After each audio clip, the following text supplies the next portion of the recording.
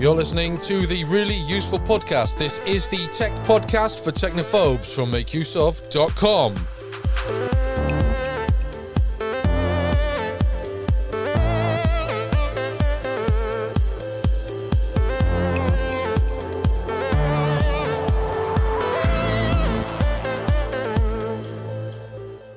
Welcome to the show. My name is Christian Colleen. Joining me over there is Ben Stegner. How are you doing, Ben? I'm doing well. I am seated in a brand new chair, which we'll be talking about later, that I am quite enjoying, and it's not the dead of winter cold, so I'm happy. It's going well. It's the season of love, too, right? Is it? Oh, Valentine's Day is coming up. Oh, okay. Yeah, I suppose. Yeah. It's 8 days away. It's it's fun. It's very easy to get sidetracked on this. Maybe we should talk about Valentine's Day in the next Really Useful Podcast.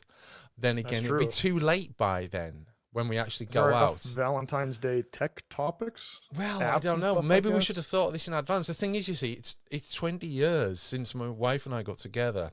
Not on Valentine's Day, but because of Valentine's Day. We actually went out on I asked her out on Valentine's Day, basically. And then we went out for a date 5 days later. And then we've been together ever since, basically. How about that? Nice. Yeah.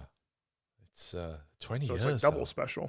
It is double Valentine's special. Day and your anniversary, your meeting anniversary, whatever you call it. Exactly. Yeah. So, but it's not Valentine's Day special this week, dear listener, I'm afraid. We have got various topics to talk about. We've got the latest news that matters to you from the world of tech, and we've got some tips and tricks to help you make better use out of the gadgets at your disposal, whether they be phones, TVs, whatever.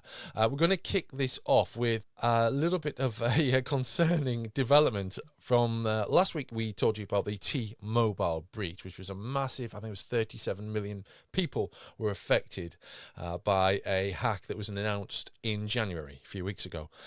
It now transpires, at the end of January, Google Fi customers were sent an email about the breach, reports Android Police, and in the email it was said that the primary network provider for Google Fi recently informed us that there has been suspicious activity relating to a third-party system that contains a limited amount of Google Fi customer data. Now this is interesting, isn't it, when we have got big companies working in tandem together in this manner, and a security breach hits one, it is bound to spill over into the other, isn't it? Yeah, with the nature of these networks, that's kind of just the nature of the beast, I suppose. You know, Google Fi using T-Mobile's network as well as other networks. But if T-Mobile gets hit, there's not really much Fi can do, I suppose, because they're relying on T-Mobile for their own service. So it is one of the drawbacks of these types of services for sure. Yeah. There's a lot of people concerned about this, obviously. Over on Reddit, there's been a discussion about this breach. One author wrote that T-Mobile already leaked my name, date of birth, social security number, home address, and DL number on their 2021 incident. It's very difficult for me to understand how this can continue happening. Another user expressed that companies don't want to pay for security. And elsewhere, there's suggestions that maybe a SIM jack, which is a form of identity theft, would be possible with the data taken if SIM card serial numbers are at large as well. This is a really concerning development from what was already a pretty bad leak.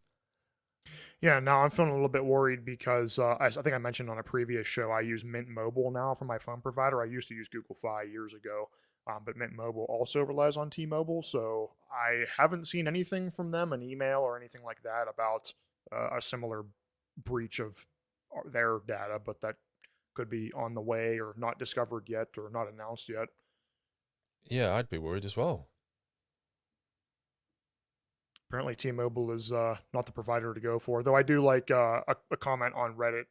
In that same thread, someone said at this point, between phone carriers, insurance companies, and credit agencies themselves, it's probably only kids that don't have their social security number leaked, which is unfortunately fairly true. I mean, I feel like if you just live a normal life, you know, at some point you're going to have pretty sensitive info leak, just because, I mean, credit agencies, you know, you never chose to do business with Equifax or whatever. It's just they have your data and it was breached. So yeah, it's a shame. It's always frustrating when this happens. Hopefully there'll be no more developments on this topic, but if there are, we will continue to discuss them for you. We're going to move on to It's not good news. Icebreaker malware has been used to hack gaming and gambling companies. Now, it doesn't matter what you think about gambling companies. I'm not a big fan of them. But hackers are targeting gaming and gambling platforms using what's known as a backdoor called Icebreaker. And they also use social engineering methods to gain information that they can use to then inform their hacks. It was announced on February the 1st, 2022 from Israeli cybersecurity firm Security Joe, who published a post regarding the Icebreaker malware and its use in a months-long campaign that took place before ICE 2023. This will bring together a bunch of gaming enthusiasts, and the malware gets its name from the event itself. So basically, the Icebreaker attack is described as cunning and wise, and the target has to open a link or zip file, which, you know, most people shouldn't. I mean, no one should really click anything that's unsolicited. So, I mean, but you know, people do, unfortunately, because if they didn't, we wouldn't be having this conversation. And once deployed, the backer gives access to the backdoor, gives access to an attacker who can take screenshots of the victim's machine, steal credentials, cookies, whatever files they want, really, and customize the target machine in order to just do what they want with it, really, and take any information that they want, monitor the user, and you know, that's how hackers work. And then they have all the information that they need. The hack, the Icebreaker malware. I mean, it's they're targeting the right people here, because, you know, we're talking about gambling and gaming, and where these two things kind of cross over. I'm pretty sure the use of the term gaming here is the same as the use of the term gambling, and we're talking about online gambling platforms and poker and all that sort of thing. So. These hackers know they've picked exactly the right people, haven't they? They've picked people who are going to just go and spend money. Sure, yeah. I mean, I that's the part of the problem with the word gaming is, like, in my mind, it means video games, but it can also mean board games, or in this case, like, I hate the term gaming being applied to gambling machines because it's not gaming. It's, you know, companies designing ways to take your money more efficiently. But yeah, I mean, I guess it doesn't surprise, you know, people that are maybe already looking forward to the event kind of thing, a little more risky, not worry about what they're clicking on. I wish we could have like a worldwide like security keynote presentation or something to just stop people from doing this, because like you said, it's the human element. If people just knew not to click this stuff, we would have so many fewer instances of this. But it's almost always the same story, distributed through email, and then from there they just get into the network. It's different. You know, the exact nitty gritty of the method is different, obviously, of how the malware works, but like the event is just the trigger is basically the same. Yeah, there's very little variance there. So I'm going to stick my neck on the line here and suggest that not many of our listeners are gamblers or involved in I don't know, obviously, but you know, but just in case you are, just be careful. And don't click on stuff that you shouldn't be clicking on. Don't click on unsolicited zip files or link files or anything, really. Just stay clear of them. Now we can move on to something a little bit jollier. Samsung Galaxy S23 Ultra is officially announced, and it is coming along soon. You can pre-order it now, and it's going to be available from February the 17th. This is the most premium phone in the Galaxy S range, the most expensive, and is priced closer to an iPhone Pro Max rather than, say, an Android Google Pixel 7 Pro. I just want to give you a quick idea of some of the specs. It's got 8 gigabytes of RAM or 12 gigabytes of RAM with 1 terabyte of storage, which is pretty mega itself. It has a 6.8-inch QHD Plus display with 120 Hz refresh rate. It weighs 8.25 ounces, measures 6.43 by 3.07 inches, and is just over a third of an inch thick. The camera is 200 megapixel, which is insane. There's also a 12 megapixel camera for ultra wide, a 10 megapixel camera, and it has 3 times optical, 10 times optical, and 100 times space zoom. And that's just the back camera. The selfie camera is 12 megapixels. It's kind of, I feel like it's slightly over the top. Yeah, I always kind of think that when I see Samsung's phones. I've never had a Samsung phone. When I used Android, I didn't have them. I guess you can kind of say the same thing about the iPhone as well. But like when you see the highest end cameras on phones now, like just like not the camera's quality, but just like the cameras on the device, like it just looks, it's just almost ridiculous at this point. Like they had little like buttons and they were just like sticking them on the back. There's so many of them. Um, yeah, I have I have an iPhone 13 Pro, but it's not a Max. I don't like huge phones like that. I see they're still including the S Pen, so it's kind of like as close to a replacement for the Galaxy Note as I suppose we're gonna get. Yeah. Yeah, but that's terabyte of storage and 12 gigabytes of RAM. That's crazy. Yeah. Well, my phone's got 12 gigabytes of RAM, my Oppo, though I'm pretty sure it doesn't have that much storage. I noticed that the S23 Ultra is going to be $11.99 and going up to $13.99 for the 12 gigabyte model with 1 terabyte of storage. I mean, you could get a mid-range gaming laptop or a basic gaming laptop for that price. Oh yeah, I mean when I built my first laptop or my first desktop after I went full time as a writer, I spent about $1,000. I want to say. Now that was in 2017 before everything was insane, but still, I mean, that computer served me well for about 5 years. So yeah, that's a lot of money. But as the article does point out, I think Samsung's been a little bit better at software support. So you get 4 years of OS updates, 5 years of security updates. So I don't know how often people get a new phone, but in the world where you actually keep your phone for a while, it's not too bad of a pitch. I mean, 4 years of OS updates means you're always getting what's latest and greatest, and that's a pretty good life out of a phone overall.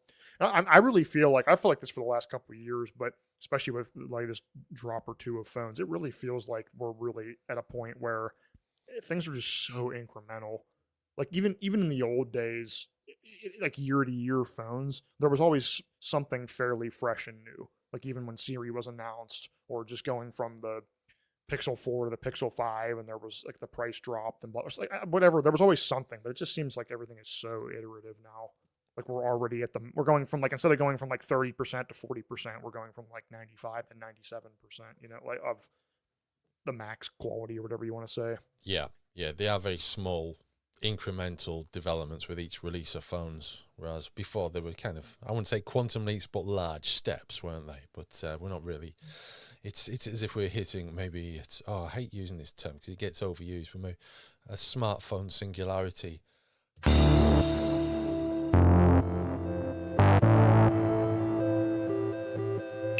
Let's get out of that conversation right away. Ben, we were talking about Google Fi earlier in its relation with the T-Mobile breach. We were. The thing is Google Fi actually worth it? Well, it depends on your needs. So when I first wrote this article, I've updated it many times. Google Fi was kind of one plan, and if it worked for you, great. And if not, it wasn't going to work out. That doesn't make any sense. It was one plan, and if it was something that appealed to you, great. Otherwise, you wanted to look elsewhere. But it has changed quite a bit. So I would say overall, Google Fi has a lot of benefits. I've switched, and I like Mint Mobile better for the price, but Google Fi does have some things to love depending on if any of the plans make sense for your needs. So we have a nice roundup of things to know before you switch, should you decide to take the chance with Google Fi. Now, it initially launched back in 2015 as Project Fi, and it's Google's attempt to make a mobile phone service that is better than all the others, although it uses other phone networks, doesn't it? It uses T-Mobile and US Cellular. Yes, that's correct. It used to use T-Mobile, Sprint, and US Cellular, and Sprint is now part of T-Mobile, so that's obviously not part of the package anymore. So it has its own phone plans and pricing methods, and it's how does it, because it's not available in the UK, and so I don't have a chance of using it, and obviously most people in the US aren't using Google Fi. So how is it more attractive than say T-Mobile or US Cellular? Sure. So I'm not familiar with US Cellular, but the biggest thing compared to the big providers is just the cost. When you go with AT&T, Verizon, those big players, they're just so expensive. I think especially for like one person on the plan. So I would say Fi's most attractive uh, feature is it still has three plans, so I can go through those briefly. So Okay. the first plan is flexible, which when I was on Fi, this was the only option. So flexible changes based on your usage. So you pay $20 per month for talk and text, and then you pay $10 per gigabyte of data used. Um, I'm sorry, I should say 20. It's $20 for talk and text for one person. If you add more people, you can have up to 6 people on a Fi plan. And for every person you add, that base cost goes down a little bit per person. But with flexible, yeah, you pay $10 per gigabyte of data, and it has what Fi calls bill protection, which is there's a max month that you can pay every month. So it's like if you use more than 6 gigs of data, if you're a single person, then you won't pay any more for data after that. You get a hotspot for no extra cost. It just you're charged for the data that you use. You can order data-only SIMs. So if you have like an iPad that has a SIM card slot, you can order a free SIM card from Fi, put your SIM card in that, and then use that data. Same $10 per gigabyte cost. And the really cool thing about the flexible plan as well, if you travel internationally, you can use your service in over 200 countries, so almost everywhere, at the same rate. So texts are free, calls are like 20 cents a minute, but you can use the same data rate. So if you go somewhere else, it's still $10 per gigabyte, which is a lot cheaper than a lot of big carriers will charge you. I know when we were in Australia, my friend had Verizon, and she would have been charged $10 a day just for being out of the Ooh. country. So she kept her phone in airplane mode the entire time, and just used Wi-Fi. So that's the flexible plan. Okay, so then Simply Unlimited is the next plan. So this is their second newest one, I want to say. So with this plan, you pay a flat fee for unlimited data. So it's $50 for one person, and then from there it drops slightly if you add more people. You don't get some of the extras though. So you can't order the data only SIM. You only get $5 per month of hotspot data, and you can't use Fi when traveling internationally. It's only available in the U.S., Canada, and Mexico. All plans do let you call from the US to other countries at a low rate, but this plan doesn't let you travel to another country and use your service. And then finally, the Unlimited Plus plan is basically the Simply Unlimited plan without the limitations.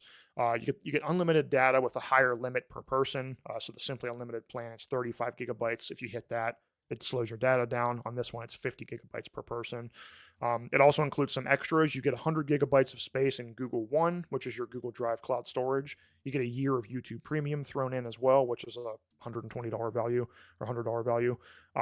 You as much hotspot data as you want. You get the data only SIMs, and you get the same unlimited data in many countries abroad. Plus, you get free calls to various countries too. So that starts at $65 for one person per month, and then it goes down for adding more people on. So yeah, the right plan for you depends. I had the flexible one because that was all they offered at the time, and I liked it because I don't use much data. I'm on Wi-Fi most of the time, but when I traveled and like was playing Spotify in the car, using Google Maps more, whatever, you use data more quickly, and then it kind of gets to the point where you could be paying for unlimited data with a different carrier and save money. So it is worth a try if you have a phone that is compatible with it. But yeah, it's not for everybody. Now, I notice that specific phones are more usable with this, and it makes me think back to the times when you had CDMA, which I don't think you have anymore in the US. We never used it in the UK. I think we still have it, to be honest. If you Okay. buy, I want to say if you buy a phone, it was Sprint and T-Mobile. I'm sorry, Sprint and Verizon, I think. So like if you go into a Verizon store and you buy one of their branded phones, I think that's a CDMA device. Okay. I'm not certain, but everything else is pretty much GSM Yeah. and unlock, so it's way more interoperable between networks. Yeah, most of the rest of the world uses GSM. And now Right. I'm looking at the at your guide to Google Fi, and I noticed that there are devices that are described as Google Fi compatible. Does that mean that there are phones that will not run with this network? Yeah, so your phone has to. So they say that phones built for Fi let you switch between major networks. So if your phone is not compatible with T-Mobile's network, then it won't work at all. Most Android phones should work fully with Fi, I believe. When I had it, it was basically you can only use the Pixel phones and like a couple of Motorola phones. Now their page features the higher end Samsung Galaxies, all the recent Pixels, the cheaper Samsung A range, as well as some of the Moto phones. So if any of those, you should have the full features of switching networks. Other Android phones, maybe some older ones, you might not get the network switching, but you should still get a 4G connection or LTE connection. Um, and it does work with iPhone now too, but they say it's in beta, so you don't get the network switching, and there's a few hurdles you have to jump through, but it can work. So I wouldn't recommend 5 if you have an iPhone, to be honest, but you can get it to work if you maybe have a backup phone you want to get online or something. Okay. Well, that's. I wonder if that is. I mean, I really hope that's not the way things are going to go, and with networks that are dedicated that specific phones can't access. Um, Yeah, I think it's because of the network switching. Because like with Mint yeah. Mobile, when you switch, there's two checks. It's does my phone work, and is my phone unlocked? Which those are the two things you need. As long as that's the case, you can bring it to Mint. Um, and one I forgot to mention, we talked about the pricing earlier. One thing I mentioned, a couple Google Fi does have a lot of extras and a few things that a lot of big carriers have that Google Fi doesn't have you put up with that are nice. So let's see. It includes Google's built-in VPN that protects your browsing if you want to use that while Okay. you're on a public network. It has visual voicemail, so you can just open up your phone app and read voicemail instead of having to sit through all the annoying prompts. Um, Hotspot does cost extra with a lot of plans, so that's nice to have that included. There's a referral plan. Um, Family controls are easy, so if you have a family plan, it's easy for you to see how much data each person's using. You can put limits on their account. There's security features like blocking text from strangers on a child's account, something like that. There's no commitment either. So if you sign up and then you try for 2 months and don't like it, no harm done. You don't have to commit for a year or whatever. So the management and all that is easy. You don't have to be on the phone for 2 hours and wait to talk to someone who isn't very helpful. All that stuff. So you do That's good. bypass some of those hurdles with Fi. Yeah. So, could you recommend Google Fi? I would recommend it if the positions I'd recommend it in are A, if you barely use any data and you only want to pay for what you use, Fi is not bad. So if you're solo, $20 a month plus $10 per gigabyte. If you use a gig, it's $30 a month plus whatever you pay for taxes and fees aren't included. So that's not bad. The Simply Unlimited, I mean, if you travel a lot internationally, $65 for no extra charge on your hotspot and being able to use your data abroad and being able to call 50 some countries for no extra cost. That's all nice. Um, I mean, there's definitely value to it. If you're paying too much for your current carrier that doesn't get you the features that you want, I would look at it. Um, and the network switching is nice too. So I have friends that live in like Northeast Iowa, which is like middle of nowhere where they live. And when I was there visiting them several years ago, when I had Fi, I had pretty good coverage there because of US Cellular. There's an app you can install, not official, but it tells you what network you're on when you're using Fi. And I had pretty good service there because of US Cellular. So it is nice to have that backup no matter where you are in the country. Hopefully, one of the two services gives you a good signal. Okay. We'll move on. If you've ever been on YouTube and you're scrolling through the videos that you see, and then down the side you see a selection of playlists, and you click on a playlist. I do this quite often. I'm a big fan of British comedy, being British, so I tend to look through people's playlists of maybe from shows like A Bit of Fry and Laurie, which stars Hugh Laurie from House, for example, and Stephen Fry from various US shows.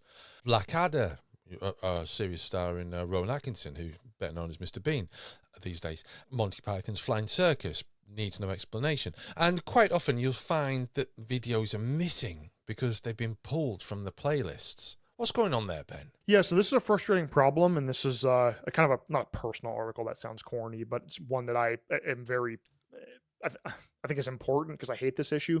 So videos are removed from YouTube pretty much all the time. We have a separate article about that that's worth reading as well. But some of the common reasons are if the owner makes them private, maybe there was something in the video where they got a copyright claim for it, or they just didn't want people to see it.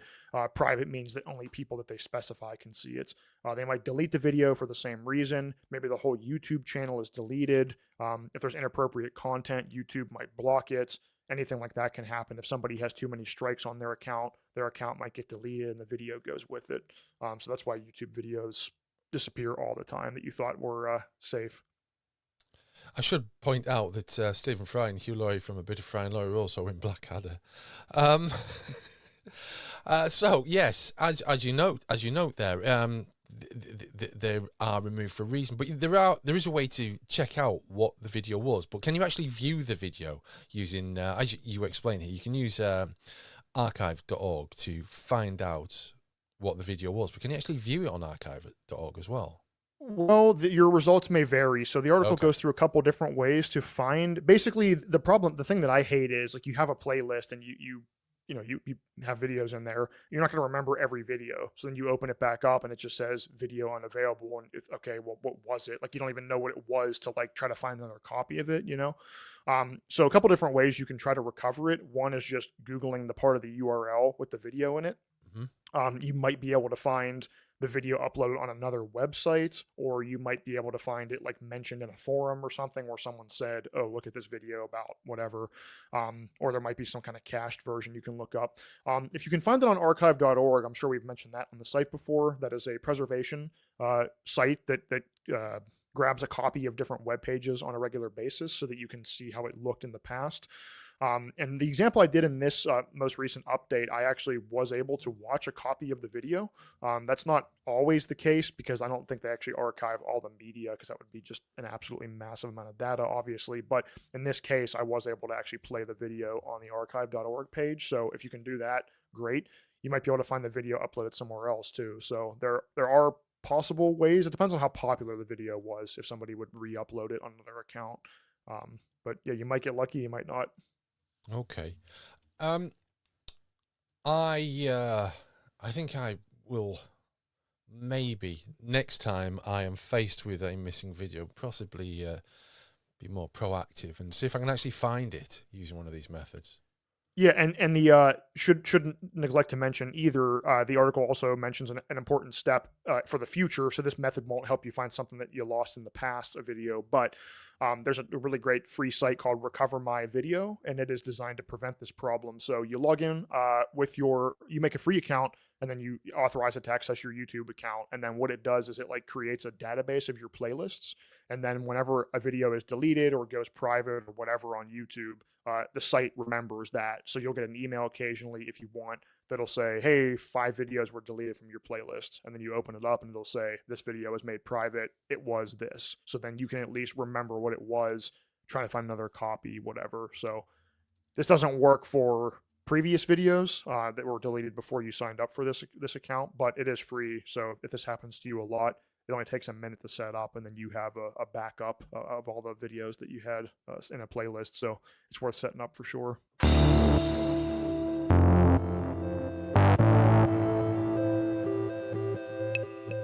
Well, that brings us to the point of the show when we do our recommendations. And I've got to say, I'm a little bit short of recommendations this week. I'm at a kind of a crossroads of not having received things that I can recommend to you at this particular point in time. For example, I recently picked up at 50% of the price the Nintendo Game & Watch Legend of Zelda handheld. Oh, nice. Where did you find that at? I've thought about getting that because I've seen it at Target, but I think. Well, I've got this. I've got the Mario Brothers one as well, so I've got them both now. Okay. So I got that from Game in the UK. Okay. So like that was GameStop or half something, price. right? Yeah, sorry. Yeah, you can't get it online. And I've received the Firewaller Purple SE, which is a device I'm going to be reviewing shortly for Make Use of. The clue as to what that is in the name, but what it exactly does, I'm not too sure yet. And, like many other people with a Steam Deck, I've been playing Spider-Man, which plays marvelously on the Steam Deck. Spider-Man 2018, right? Yeah. Yeah, it's a great game. It plays so well. I can't believe how well it plays. And Miles Morales is just coming out as well. Oh, okay. Yeah, it's a great game too. So, but I don't want to recommend those things either because, we've recommended a lot of games over the past few weeks and I don't want to keep recommending games. So, with that in mind, and while I mull it over longer, and, if every time I've gone quiet in the podcast, I've been thinking about what I'm going to recommend, I'm going to let Ben do his recommendation. Okay, I will take it. I have to say, I had kind of had trouble as well. There's a few games, I'm kind of a game recommender, I guess. That's so I enjoy recommending games, but I like to do it only when there's a game that I think would be generally fun for people. Like I wouldn't recommend something that's pretty niche. So that's why I've played two games recently. One I kind of had mixed thoughts on, and the other I liked, but it is kind of niche. It's a JRPG. So with that in mind, I am going to circle back to what I mentioned at the start and recommend my new chair that I got. So I have had since I went full time writing, which was about end of 2016, beginning of 2017. I got this chair. It was a lazy boy chair, but I accidentally in store I bought the big and tall one, which wasn't the end of the world, but the chair just was not super comfortable. Like I wasn't able to sit properly with my back up and not be like really far away from the desk. So I felt like I couldn't like sit in a typing position while also having my back in a good position. So I've been kicking around getting a new nice chair for some time. Couldn't decide which one to get. If I wanted to get a Herman Miller chair, and then I saw Steelcase as an option. So after looking around, and my one friend who's very good at looking at reviews and things when he's trying to decide on something new, I decided on the Steelcase Leap V2, and I tried to decide where to get it from. I looked all around at various places. I didn't want to pay full price for it, but I knew there were stores that had like liquidated chairs. So like if a business goes out of business and they have all their chairs, they sell them to a place and then you can buy them for cheaper. And I've settled on a site called Crandall Office Furniture that I've been very happy with so far. So they remanufacture chairs, so they get them, I assume, from the same kind of thing where a business goes out of business and they have all their chairs. Crandall actually goes through and like fully remanufactures the chair, so the base is the same, but they replace the casters on the chair, they replace the cylinder, they replace the seat and the back. They replace the arm pads and they give you a 12-year warranty on it. So, Wow. aside from the actual like part that like the bottom part the casters connect to and like the seat base, you're basically getting a brand new chair, and they use a thicker foam and some other improvements, so it's almost better than the base chair. So the chair that I got, it was one that was made between 2007 and 2014, but I mean, to look at it, you would barely know it wasn't brand new. It's a few very minor scuffs here and there that are totally inconsequential. Yeah, but overall, I feel like I've been talking too much about the small details. It's a great, the chair is great, and the experience with Crandall was great. They ship it all to you, and they include clear guides on how to put it together, which is easy. And there's all sorts of tangential guides about how to use the chair, tips, and that kind of thing. And they're super responsive too. One of the things that made me want to go with them is when I was looking at like the office chair subreddit. Every time Crandall was mentioned, there was always somebody from the company in the responses saying, "Hey, let me help you with this." So I appreciate that, because you never want to buy something expensive like this and then not be able to get a hold of somebody. But the chair is great too. It's super adjustable. There's lumbar support, which is awesome. My old chair didn't have that. The armrests are fully adjustable, so you can go up and down, left and right, in and out. The seat's really comfortable. The lumbar support is great, and it's just a good chair to be able to sit in. I don't hate sitting now like I did. Didn't hate it, but I always like to stand more because the chair just wasn't that comfortable. I don't feel uncomfortable when I get out of it after a bit. So if you're looking for a premium chair, I would recommend the Steelcase Leap V2, and I would recommend getting it from Crandall. It's still expensive, but it's way cheaper than buying a new one, and you're getting a great chair that's basically brand new to you. So I've been very happy with it. It's definitely time for an upgrade. So Okay, so my recommendation, I was umming and ahhing on this, as you know, and I thought about doing one thing, and then I thought, well, do you know, it's fun, but it's a bit dull. So in fact, it's not fun. Powerline adapters aren't fun in the slightest. They are dull. So let's go for something that is fun. I've got two, okay? The first one is related to, I think the last time I spoke to you, which was when I picked up my new guitar. yes, I remember that. There's a thing called a Black Mountain pick, which is basically a plectrum with a clip over the top of it that you slide your thumb into.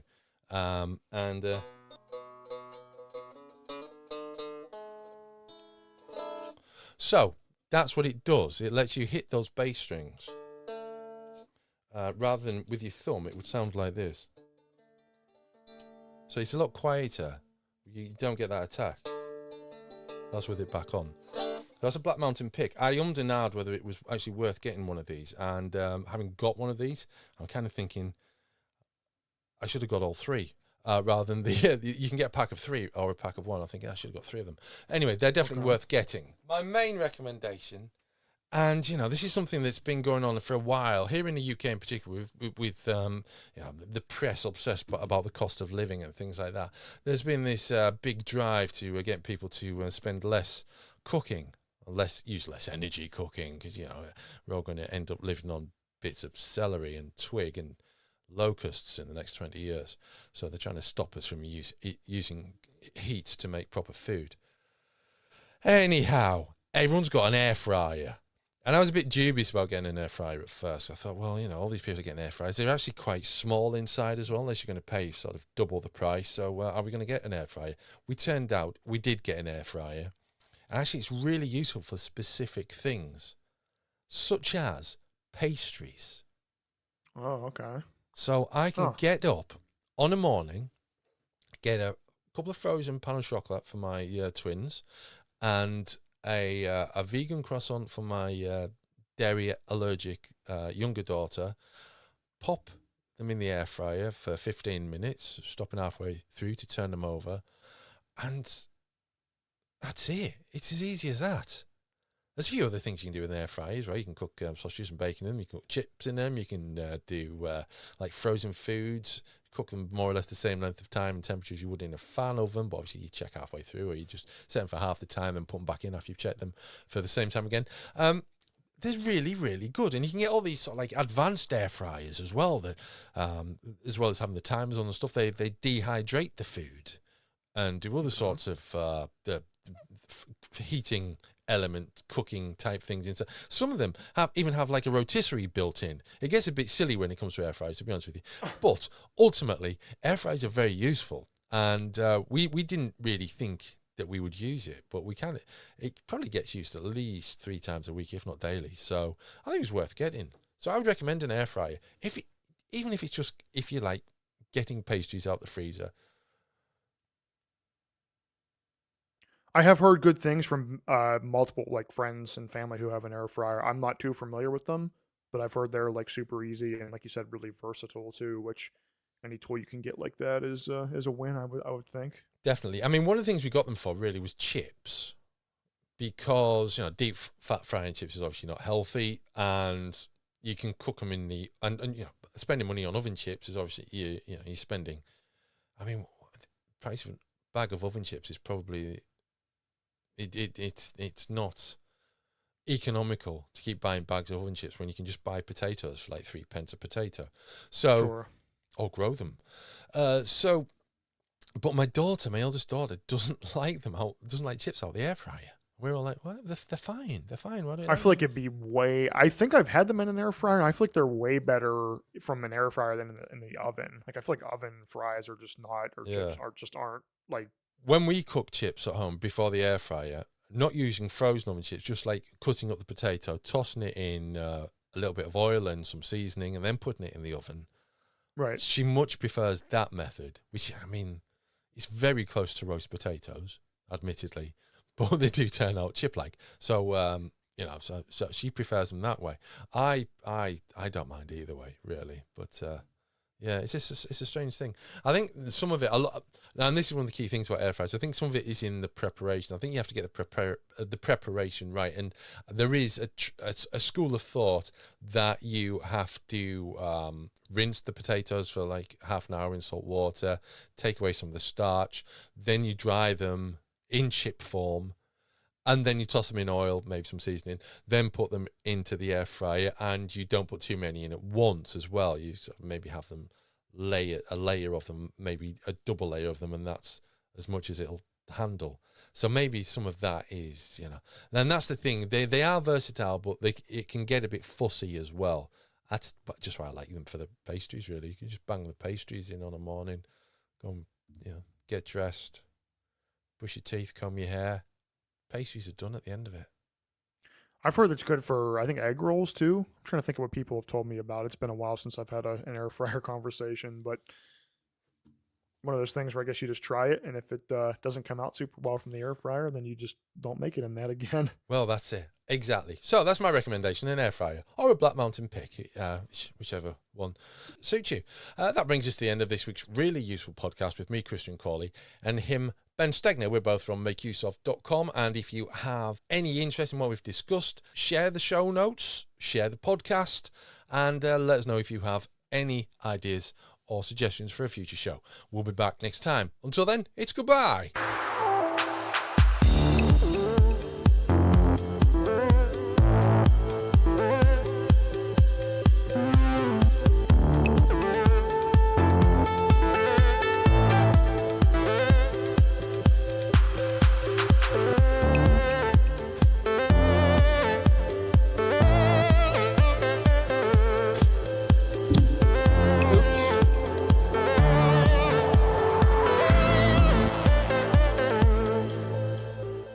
Yeah, not the microphone when I was dancing then.